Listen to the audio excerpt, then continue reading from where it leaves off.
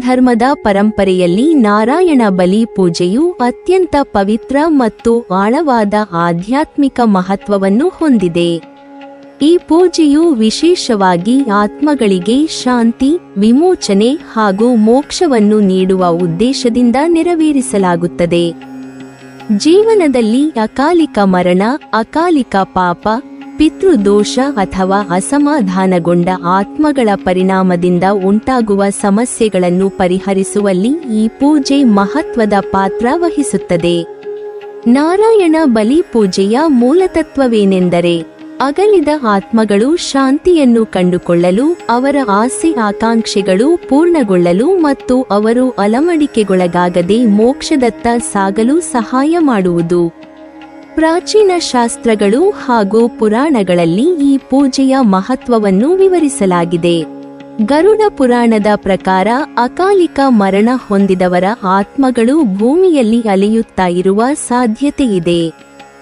ನಾರಾಯಣ ಬಲಿ ಪೂಜೆಯ ಮೂಲಕ ಅಂತಹ ಆತ್ಮಗಳಿಗೆ ಪಿತೃಗಳಿಗೆ ಸಲ್ಲಿಸಬೇಕಾದ ಪೂರ್ಣ ವಿಧಿಗಳನ್ನು ನೆರವೇರಿಸುವುದರಿಂದ ಅವರು ಶಾಂತಿಯನ್ನು ಪಡೆಯುತ್ತಾರೆ ಎಂದು ನಂಬಲಾಗಿದೆ. ಈ ಪೂಜೆಯನ್ನು ಸಾಮಾನ್ಯವಾಗಿ ದಕ್ಷಿಣ ಭಾರತದಲ್ಲಿ, ವಿಶೇಷವಾಗಿ ತ್ರಿಂಬಕೇಶ್ವರ, ಗೋಕರ್ಣ, ರಾಮೇಶ್ವರಂ ಮತ್ತು ಕುಶಾವರ್ತ ಕ್ಷೇತ್ರಗಳಲ್ಲಿ ಹೆಚ್ಚು ಮಾಡಲಾಗುತ್ತದೆ. ಈ ಪೂಜೆಯ ವಿಧಾನವು ಶಾಸ್ತ್ರೋಕ್ತವಾಗಿ ನಡೆಯಬೇಕು. ಅರ್ಹತೆಯ ಪಂಡಿತರಿಂದ ಪೂರ್ವಭಾವಿಯಾಗಿ ತಿಥಿ, ನಕ್ಷತ್ರ ಹಾಗೂ ಮುಹೂರ್ತವನ್ನು ಪರಿಶೀಲಿಸಿ ಪೂಜೆಯನ್ನು ನೆರವೇರಿಸಲಾಗುತ್ತದೆ. ಪೂಜೆಯಲ್ಲಿ ವಿಶೇಷ ಹೋಮ, ಮಂತ್ರೋಚ್ಚಾರಣೆ, ಪಿತೃಗಳಿಗೆ ಅರ್ಪಣೆಗಳು ಮತ್ತು ತರ್ಪಣ ಮಾಡುವ ಮೂಲಕ ಆತ್ಮಗಳಿಗೆ ಶಾಂತಿ ಕೋರುವ ಕಾರ್ಯಕ್ರಮ ನಡೆಯುತ್ತದೆ. ನಾರಾಯಣ ಬಲಿ ಪೂಜೆಯ ಕಾರ್ಯವಿಧಾನವು 2 ಪ್ರಮುಖ ಹಂತಗಳನ್ನು ಹೊಂದಿದೆ: ನಾರಾಯಣ ಬಲಿ ಮತ್ತು ನಾಗಬಲಿ. ನಾರಾಯಣ ಬಲಿಯು ಮುಖ್ಯವಾಗಿ ಅಕಾಲಿಕ ಮರಣ ಹೊಂದಿದವರ ಆತ್ಮಗಳಿಗೆ ಶಾಂತಿ ನೀಡಲು ನೆರವಾಗುತ್ತದೆ. ನಾಗಬಲಿಯು ನಾಗದೋಷ, ಪಿತೃದೋಷ ಅಥವಾ ಹಳೆಯ ಕರ್ಮದ ಪರಿಣಾಮಗಳನ್ನು ಪರಿಹರಿಸಲು ಸಹಕಾರಿ. ಈ 2 ವಿಧಿಗಳ ಸಮನ್ವಯದಿಂದ ಭೌತಿಕ ಹಾಗೂ ಆಧ್ಯಾತ್ಮಿಕ ಅಡೆತಡೆಗಳನ್ನು ನಿವಾರಣೆ ಮಾಡಬಹುದು ಎಂದು ನಂಬಿಕೆಯಿದೆ. ನಾರಾಯಣ ಬಲಿ ಪೂಜೆಯು ನೀಡುವ ಆಧ್ಯಾತ್ಮಿಕ ಪ್ರಯೋಜನಗಳು ಅನೇಕ. ಈ ಪೂಜೆಯನ್ನು ನೆರವೇರಿಸುವ ಮೂಲಕ ಪಿತೃದೋಷಗಳಿಂದ ಮುಕ್ತಿ, ಕುಟುಂಬದಲ್ಲಿ ಸಮೃದ್ಧಿ, ಆರೋಗ್ಯದಲ್ಲಿ ಸುಧಾರಣೆ ಮತ್ತು ಮನಸ್ಸಿಗೆ ಶಾಂತಿ ದೊರೆಯುತ್ತದೆ ಎಂದು ಭಕ್ತರು ನಂಬುತ್ತಾರೆ. ಅತೃಪ್ತ ಆತ್ಮಗಳು ಶಾಂತಿ ಹೊಂದುವುದರಿಂದ ಕುಟುಂಬದಲ್ಲಿ ಹಳೆಯ ಕುಂದುಕೊರತೆಗಳು ನಿವಾರಣೆಯಾಗಿ ಹೊಸ ದಾರಿಗಳತ್ತ ಪ್ರಗತಿ ಸಂಭವಿಸುತ್ತದೆ ಎಂದು ಹೇಳಲಾಗುತ್ತದೆ. ಒಟ್ಟಿನಲ್ಲಿ ನಾರಾಯಣ ಬಲಿ ಪೂಜೆ ಹಿಂದೂ ಧರ್ಮದ ಆಳವಾದ ಆಧ್ಯಾತ್ಮಿಕ ತತ್ವಗಳನ್ನು ಪ್ರತಿಬಿಂಬಿಸುತ್ತದೆ. ಇದು ಕೇವಲ ವಿಧಿವಿಧಾನದ ಆಚರಣೆ ಮಾತ್ರವಲ್ಲ, ಬದಲಾಗಿ ಅಗಲಿದ ಆತ್ಮಗಳಿಗೆ ಶಾಂತಿ ನೀಡುವ ಹಾಗೂ ಜೀವಂತರಲ್ಲಿ ನೆಮ್ಮದಿ ತರುವ ಒಂದು ಸಾಧನೆಯಾಗಿದೆ. ಇಂದಿನ ವೇಗದ ಜೀವನ ಶೈಲಿಯಲ್ಲಿಯೂ ಸಹ ನಾರಾಯಣ ಬಲಿ ಪೂಜೆಯ ಮಹತ್ವವನ್ನು ಅರ್ಥಮಾಡಿಕೊಂಡು ನೆರವೇರಿಸುವವರು ತಮ್ಮ ಜೀವನದಲ್ಲಿ ಆಧ್ಯಾತ್ಮಿಕ ಸಮತೋಲನ, ಶಾಂತಿ ಹಾಗೂ ಪಿತೃಗಳ ಆಶೀರ್ವಾದವನ್ನು ಪಡೆಯುತ್ತಾರೆ ಎಂದು ನಂಬಲಾಗುತ್ತದೆ. ನಾರಾಯಣ ಬಲಿ ಪೂಜೆಯು ಹಿಂದೂ ಧರ್ಮದ ಅತ್ಯಂತ ಪವಿತ್ರ ಹಾಗೂ ಆಳವಾದ ಆಧ್ಯಾತ್ಮಿಕ ಆಚರಣೆಗಳಲ್ಲಿ ಒಂದಾಗಿದೆ. ಇದು ವಿಶೇಷವಾಗಿ ಅಕಾಲಿಕ ಅಥವಾ ಅಸ್ವಾಭಾವಿಕ ಮರಣ ಹೊಂದಿದವರ ಆತ್ಮಗಳಿಗೆ ಶಾಂತಿ, ನೆಮ್ಮದಿ ಹಾಗೂ ವಿಮೋಚನೆ ನೀಡುವ ಗುರಿಯನ್ನು ಹೊಂದಿದೆ. ಜೀವನದಲ್ಲಿ ಸಂಭವಿಸುವ ಅಪಘಾತಗಳು, ಆತ್ಮಹತ್ಯೆಗಳು ಅಥವಾ ಇತರ ಹಠಾತ್ ಘಟನೆಗಳಿಂದ ಉಂಟಾಗುವ ಅಕಾಲಿಕ ಸಾವುಗಳಿಂದಾಗಿ ಆತ್ಮವು ಪ್ರಕ್ಷುಬ್ಧವಾಗಿರಬಹುದು, ತೃಪ್ತಿಯಿಲ್ಲದ ಆಸೆಗಳನ್ನು ಹೊತ್ತುಕೊಂಡಿರಬಹುದು ಅಥವಾ ಅಲೆಯುತ್ತಿರುವ ಸ್ಥಿತಿಯಲ್ಲಿರಬಹುದು ಎಂದು ಹಿಂದೂ ಸಂಪ್ರದಾಯಗಳು ಹೇಳುತ್ತವೆ. ಇಂತಹ ಆತ್ಮಗಳನ್ನು ಶಾಂತಗೊಳಿಸಲು, ಅವರಿಗೆ ಮರಣಾನಂತರದ ಜೀವನದಲ್ಲಿ ಸಮಾಧಾನ ನೀಡಲು ಮತ್ತು ಅವರ ಸಂಬಂಧಿಕರ ಜೀವನದಲ್ಲಿ ಉಂಟಾಗಬಹುದಾದ ನಕಾರಾತ್ಮಕ ಪ್ರಭಾವಗಳನ್ನು ಕಡಿಮೆ ಮಾಡಲು ನಾರಾಯಣ ಬಲಿ ಪೂಜೆ ನೆರವಾಗುತ್ತದೆ ಎಂಬ ನಂಬಿಕೆಯಿದೆ. ಹಿಂದೂ ಶಾಸ್ತ್ರಗಳಲ್ಲಿ, ವಿಶೇಷವಾಗಿ ಗರುಡ ಪುರಾಣದಲ್ಲಿ, ಅಕಾಲಿಕ ಮರಣ ಹೊಂದಿದ ಆತ್ಮಗಳು ಪಿತೃಲೋಕವನ್ನು ತಲುಪಲು ಅಡಚಣೆ ಅನುಭವಿಸಬಹುದು ಎಂದು ಉಲ್ಲೇಖವಿದೆ. ಈ ಆತ್ಮಗಳು ತಮ್ಮ ಆಸೆ, ಆಕ್ರೋಶ ಅಥವಾ ಅಸಮಾಧಾನದ ಕಾರಣದಿಂದ ಭೂಮಿಯಲ್ಲೇ ಅಲೆದಾಡುತ್ತವೆ ಎಂಬ ನಂಬಿಕೆಯಿದೆ. ಇಂತಹ ಸ್ಥಿತಿಯಲ್ಲಿ ನಾರಾಯಣ ಬಲಿ ಪೂಜೆಯು ಶಕ್ತಿಶಾಲಿ ಆಧ್ಯಾತ್ಮಿಕ ಪರಿಹಾರವಾಗಿದ್ದು, ಆತ್ಮಗಳಿಗೆ ಶಾಂತಿ ನೀಡಲು ಮತ್ತು ಅವುಗಳನ್ನು ಮೋಕ್ಷದತ್ತ ಸಾಗಿಸಲು ಸಹಾಯ ಮಾಡುತ್ತದೆ ಎಂದು ಪರಿಗಣಿಸಲಾಗಿದೆ. ನಾರಾಯಣ ಬಲಿ ಪೂಜೆಯನ್ನು ಮಾಡುವ ಪ್ರಾಥಮಿಕ ಉದ್ದೇಶವೆಂದರೆ ಈ ಅತೃಪ್ತ ಆತ್ಮಗಳಿಗೆ ಶಾಂತಿ ನೀಡುವುದು. ಕುಟುಂಬದ ಸದಸ್ಯರು ಅಥವಾ ಸಂಬಂಧಿಕರು ಈ ಪೂಜೆಯನ್ನು ಮಾಡುವ ಮೂಲಕ ಅಗಲಿದವರ ಆತ್ಮಗಳಿಗೆ ಶ್ರದ್ಧಾಂಜಲಿಯಾಗಿ ಸಮರ್ಪಣೆ ಸಲ್ಲಿಸುತ್ತಾರೆ. ಇದರಿಂದ ಆತ್ಮದ ಅಶಾಂತಿ ಕಡಿಮೆಯಾಗುತ್ತದೆ, ಅವುಗಳಿಗೆ ವಿಮೋಚನೆ ಸಿಗುತ್ತದೆ ಮತ್ತು ಜೀವಂತರ ಮೇಲೆ ಇರುವ ನಕಾರಾತ್ಮಕ ಪ್ರಭಾವವು ನಿವಾರಣೆಗೊಳ್ಳುತ್ತದೆ ಎಂದು ನಂಬಲಾಗುತ್ತದೆ. ಈ ಪೂಜೆಯು ಕೇವಲ ವಿಧಿವಿಧಾನಗಳ ಸಮೂಹವಲ್ಲ, ಬದಲಾಗಿ ಒಂದು ಆಧ್ಯಾತ್ಮಿಕ ಸಮರ್ಪಣೆ ಮತ್ತು ಪಿತೃಗಳ ನೆನಪಿನಲ್ಲಿರುವ ಕೃತಜ್ಞತೆಯ ಆಚರಣೆ.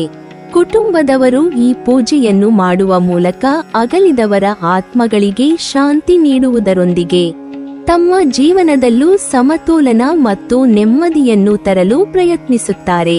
ಇದರ ಪರಿಣಾಮವಾಗಿ ಕುಟುಂಬದ ಸದಸ್ಯರ ಜೀವನದಲ್ಲಿ ಉಂಟಾಗುವ ಅಡೆತಡೆಗಳು, ಅಸಮಾಧಾನಗಳು ಮತ್ತು ಪಿತೃದೋಷಗಳಿಂದ ಉಂಟಾಗುವ ನಕಾರಾತ್ಮಕ ಶಕ್ತಿಗಳು ಕಡಿಮೆಯಾಗುತ್ತವೆ ಎಂಬ ನಂಬಿಕೆಯಿದೆ.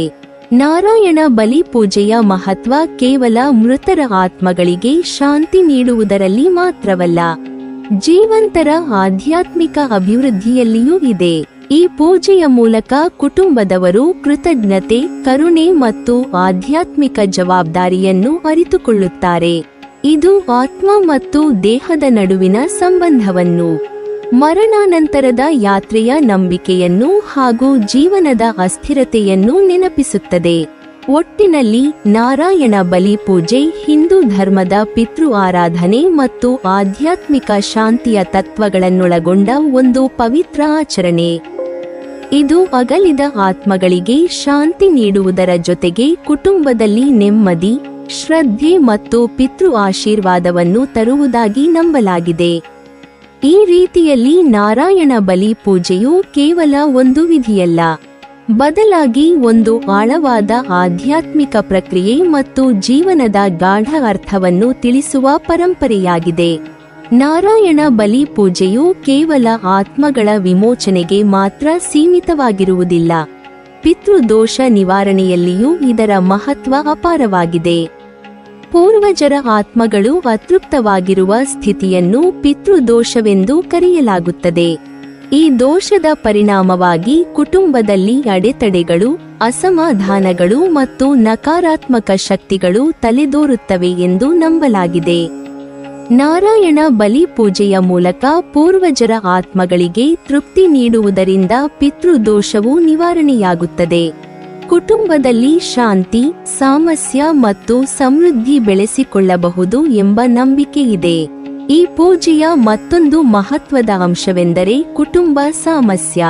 ನಾರಾಯಣ ಬಲಿ ಪೂಜೆಯನ್ನು ನೆರವೇರಿಸುವುದರಿಂದ ಕುಟುಂಬ ಸದಸ್ಯರ ಮನಸ್ಸು ಒಂದಾಗುವುದು, ಹಳೆಯ ವೈಷಮ್ಯಗಳು ಕಡಿಮೆಯಾಗುವುದು ಮತ್ತು ಶಾಂತ, ಸಮೃದ್ಧ ಜೀವನಕ್ಕೆ ದಾರಿಯು ತೆರೆಯುವುದು ಎಂಬ ನಂಬಿಕೆಯಿದೆ.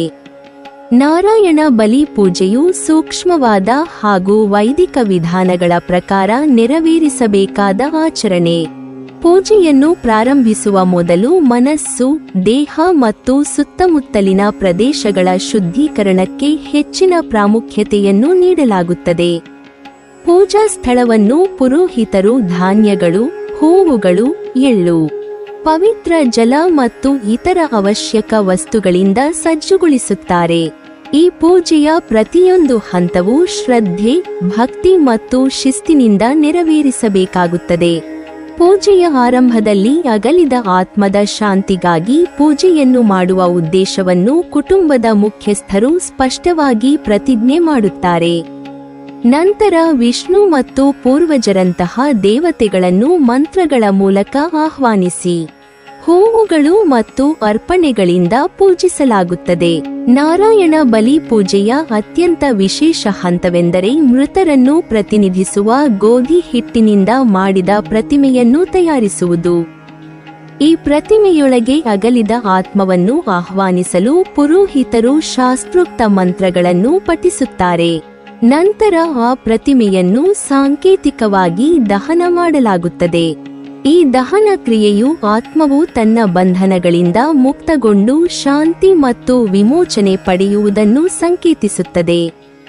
ಪೂಜೆಯ ಭಾಗವಾಗಿ ಸಾವಿನ ದೇವರು ಯಮನ ಸಂದೇಶವಾಹಕರಾಗಿದ್ದಾರೆಂದು ನಂಬಲಾಗುವ ಕಾಗೆಗಳಿಗೆ ವಿಶೇಷವಾಗಿ ಆಹಾರವನ್ನು ಅರ್ಪಿಸಲಾಗುತ್ತದೆ. ಕಾಗೆಗಳು ನೈವೇದ್ಯವನ್ನು ಸ್ವೀಕರಿಸುವುದನ್ನು ಆತ್ಮವು ಶಾಂತಿಯನ್ನು ಪಡೆದಿದೆ ಎಂಬ ಸಂಕೇತವಾಗಿ ಪರಿಗಣಿಸಲಾಗುತ್ತದೆ. ಇದು ಪೂಜೆಯ ಆಧ್ಯಾತ್ಮಿಕ ತತ್ವವನ್ನು ದೃಢಪಡಿಸುವ ವಿಶೇಷ ಸಂಪ್ರದಾಯವಾಗಿದೆ. ಪೂಜೆಯ ಅಂತ್ಯದಲ್ಲಿ ಕುಟುಂಬದ ಯೋಗಕ್ಷೇಮ, ಸಮೃದ್ಧಿ ಹಾಗೂ ಅಗಲಿದ ಆತ್ಮದ ಮರಣಾನಂತರದ ಜೀವನಕ್ಕಾಗಿ ಪ್ರಾರ್ಥನೆಗಳನ್ನು ಸಲ್ಲಿಸಲಾಗುತ್ತದೆ. ಈ ಪ್ರಾರ್ಥನೆಗಳು ಕುಟುಂಬಕ್ಕೆ ಆಶೀರ್ವಾದ, ಶಾಂತಿ ಮತ್ತು ನೆಮ್ಮದಿಯನ್ನು ತರಲು ಸಹಾಯ ಮಾಡುತ್ತವೆ ಎಂದು ನಂಬಲಾಗಿದೆ. ಈ ಪೂಜೆಯು ಪೂರ್ವಜರ ಶಾಪಗಳನ್ನು ನಿವಾರಿಸಿ ಕುಟುಂಬಕ್ಕೆ ಆಶೀರ್ವಾದವನ್ನು ತರುತ್ತದೆ ಎಂದು ನಂಬಲಾಗಿದೆ. ಪೂರ್ವಜರ ಆತ್ಮಗಳು ಅತೃಪ್ತವಾಗಿರುವ ಸ್ಥಿತಿಯನ್ನು ಪಿತೃದೋಷ ಎಂದು ಕರೆಯಲಾಗುತ್ತದೆ. ಪಿತೃದೋಷವು ಕುಟುಂಬದ ಸದಸ್ಯರ ಜೀವನದಲ್ಲಿ ಅಡೆತಡೆಗಳು, ಅಸಮಾಧಾನಗಳು ಮತ್ತು ಅನೇಕ ಕಷ್ಟಗಳನ್ನು ಉಂಟುಮಾಡಬಹುದು ಎಂಬ ನಂಬಿಕೆಯಿದೆ. ನಾರಾಯಣ ಬಲಿ ಪೂಜೆಯ ಮೂಲಕ ಪೂರ್ವಜರ ಆತ್ಮಗಳಿಗೆ ತೃಪ್ತಿ ನೀಡುವ ಮೂಲಕ ಈ ದೋಷ ನಿವಾರಣೆಯಾಗುತ್ತದೆ. ಇದರಿಂದ ಕುಟುಂಬದ ಮೇಲೆ ಇರುವ ನಕಾರಾತ್ಮಕ ಪ್ರಭಾವ ಕಡಿಮೆಯಾಗುತ್ತದೆ ಮತ್ತು ಪೂರ್ವಜರ ಆಶೀರ್ವಾದ ಲಭಿಸುತ್ತದೆ. ನಾರಾಯಣ ಬಲಿ ಪೂಜೆಯ ಮತ್ತೊಂದು ಮಹತ್ವದ ಅಂಶವೆಂದರೆ ಕುಟುಂಬದಲ್ಲಿ ಸಾಮರಸ್ಯವನ್ನು ಹೆಚ್ಚಿಸುವುದು. ಈ ಪೂಜೆಯನ್ನು ನೆರವೇರಿಸುವುದರಿಂದ ಕುಟುಂಬ ಸದಸ್ಯರ ಮನಸ್ಸು ಶಾಂತಗೊಳ್ಳುವುದು, ಹಳೆಯ ವೈಷಮ್ಯಗಳು ದೂರಾಗುವುದು ಮತ್ತು ಕುಟುಂಬದೊಳಗಿನ ಸಂಘರ್ಷಗಳು ಕಡಿಮೆಯಾಗುವುದು ಎಂಬ ನಂಬಿಕೆಯಿದೆ. ಇದರಿಂದ ಕುಟುಂಬದವರು ಪರಸ್ಪರ ಪ್ರೀತಿ, ಗೌರವ ಮತ್ತು ಸಹಕಾರದಿಂದ ಬದುಕಲು ಸಾಧ್ಯವಾಗುತ್ತದೆ. ಪೂರ್ವಜರ ನಕಾರಾತ್ಮಕ ಪ್ರಭಾವಗಳನ್ನು ತೆಗೆದುಹಾಕುವ ಮೂಲಕ ಈ ಪೂಜೆಯು ಸಮೃದ್ಧಿ ಮತ್ತು ಯಶಸ್ಸನ್ನು ಆಕರ್ಷಿಸುತ್ತದೆ ಎಂಬ ನಂಬಿಕೆ ಸಹ ಇದೆ. ಆತ್ಮಗಳು ಶಾಂತಿಗೊಳ್ಳುವುದರಿಂದ ಕುಟುಂಬದ ಶಕ್ತಿ, ಪ್ರಗತಿ ಮತ್ತು ಭಾಗ್ಯದಲ್ಲಿ ನಕಾರಾತ್ಮಕ ಅಡ್ಡಿಯಿಲ್ಲದೆ ಬೆಳವಣಿಗೆ ಆಗುತ್ತದೆ ಎಂದು ಪರಂಪರೆ ಹೇಳುತ್ತದೆ. ಇದರಿಂದ ಜೀವನದಲ್ಲಿ ಹೊಸ ಅವಕಾಶಗಳು, ಉತ್ತಮ ಆರೋಗ್ಯ ಮತ್ತು ಆರ್ಥಿಕ ಸ್ಥಿರತೆ ಪಡೆಯಲು ಸಹಾಯವಾಗುತ್ತದೆ ಎಂದು ನಂಬಲಾಗುತ್ತದೆ. ಪಿತೃದೋಷದಿಂದ ಉಂಟಾಗುವ ದೀರ್ಘಕಾಲದ ಕಾಯಿಲೆಗಳು ಮತ್ತು ಆರೋಗ್ಯ ಸಮಸ್ಯೆಗಳನ್ನು ಗುಣಪಡಿಸುತ್ತದೆ ಎಂಬ ನಂಬಿಕೆ ಸಹ ನಾರಾಯಣ ಬಲಿ ಪೂಜೆಯೊಂದಿಗೆ ಸಂಬಂಧಿಸಿದೆ. ಆತ್ಮಗಳು ಅತೃಪ್ತವಾಗಿದ್ದರೆ ಕುಟುಂಬದ ಸದಸ್ಯರಿಗೆ ದೀರ್ಘಕಾಲದ ಕಾಯಿಲೆಗಳು, ಅನಾರೋಗ್ಯ ಅಥವಾ ಅನಿರೀಕ್ಷಿತ ಸಮಸ್ಯೆಗಳು ಎದುರಾಗಬಹುದು ಎಂಬ ನಂಬಿಕೆಯಿದೆ. ಈ ಪೂಜೆಯ ಮೂಲಕ ಆತ್ಮಗಳಿಗೆ ತೃಪ್ತಿ ದೊರಕುವುದರಿಂದ ಆರೋಗ್ಯದ ಮೇಲಿನ ನಕಾರಾತ್ಮಕ ಪರಿಣಾಮ ಕಡಿಮೆಯಾಗುತ್ತದೆ ಮತ್ತು ಹೊಸ ಶಕ್ತಿ ಹಾಗೂ ಚೈತನ್ಯ ಕುಟುಂಬದೊಳಗೆ ಹರಿಯುತ್ತದೆ ಎಂದು ನಂಬಲಾಗಿದೆ. ಒಟ್ಟಿನಲ್ಲಿ ನಾರಾಯಣ ಬಲಿ ಪೂಜೆ ಕೇವಲ ವಿಧಿವಿಧಾನಗಳ ಆಚರಣೆಯಲ್ಲ, ಬದಲಾಗಿ ಪಿತೃಗಳು ಮತ್ತು ಪೂರ್ವಜರಿಗಾಗಿ ಕೃತಜ್ಞತೆಯ ಸಂಕೇತವಾಗಿದ್ದು, ಕುಟುಂಬದಲ್ಲಿ ಶಾಂತಿ, ಸಮೃದ್ಧಿ ಮತ್ತು ಆಧ್ಯಾತ್ಮಿಕ ಸಮತೋಲನವನ್ನು ತರುವ ಪವಿತ್ರ ಸಾಧನೆಯಾಗಿದೆ. ಆತ್ಮಗಳಿಗೆ ಶಾಂತಿಯನ್ನು ನೀಡುವುದರ ಜೊತೆಗೆ ಜೀವಂತರ ಜೀವನದಲ್ಲಿಯೂ ನೆಮ್ಮದಿ, ಆರೋಗ್ಯ ಮತ್ತು ಪ್ರಗತಿಯನ್ನು ತರಲು ಸಹಾಯ ಮಾಡುವ ಶಕ್ತಿ ಈ ಪೂಜೆಯಲ್ಲಿ ಅಡಗಿದೆ ಎಂದು ಹಿಂದೂ ಸಂಪ್ರದಾಯಗಳು ಹೇಳುತ್ತವೆ. ನೀವಿನ್ನೂ ನಮ್ಮ ಚಾನೆಲ್ ಅನ್ನು ಸಬ್ಸ್ಕ್ರೈಬ್ ಮಾಡಿಲ್ವಾ? ಹಾಗಾದರೆ ಈ ಕೂಡಲೇ ನಮ್ಮ ಇಂದ್ರಜಾಲ ಚಾನೆಲ್ ಅನ್ನು ಸಬ್ಸ್ಕ್ರೈಬ್ ಮಾಡಿ ಮತ್ತು ಪಕ್ಕದಲ್ಲಿರುವ ಬೆಲ್ ಐಕಾನ್ ಅನ್ನು ಕ್ಲಿಕ್ ಮಾಡಿದರೆ ನಮ್ಮ ಹೊಸ ವಿಡಿಯೋಗಳನ್ನು ನೀವು ನೋಡಬಹುದು.